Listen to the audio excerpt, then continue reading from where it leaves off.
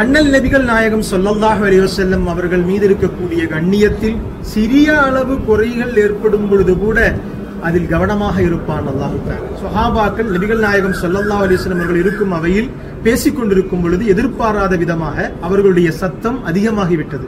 உடனே சூரத்துல் ஹுஜராத்துடைய 2வது வசனத்தை அல்லாஹ் தஆலா இறக்கினார். யா அய்யுஹல்லதீன ஆமனூ லா தர்ஃபஉ அஸ்வாத்தகும் ஃபௌக ஸௌத்தின் நபியி வலா தஜ்ஹரு லஹு பில் கௌலி கஜஹரி பஅலிக்கும் லிபஅலின் அன் தஹ்பத அமாலுக்கும் வ அன்தும் லா தஷ்உரூன். நம்பிக்கையாளர்களே, உங்களுடைய சத்தத்தை நபிகள் நாயகம் ஸல்லல்லாஹு அலைஹி வஸல்லம் அவர்களுடைய சத்தத்தை விட நீங்கள் அதிகப்படுத்தாதீர்கள். உங்களில் ஒருவர் இன்னொருவரிடத்திலே சத்தமாக பேசுவதைப் போல நாயகத்திடம் நீங்கள் பேசாதீர்கள். அவ்வாறு நீங்கள் பேசினால் அன் தஹ்பத அமாலுக்கும் வ அன்தும் லா தஷ்உரூன், நீங்கள் அறியாமலேயே உங்களுடைய நன்மைகள் எல்லாம் வீணாகிவிடும் என்ற முன்னெச்சரிக்கையை அல்லாஹ் தஆலா கூறுகிறார்.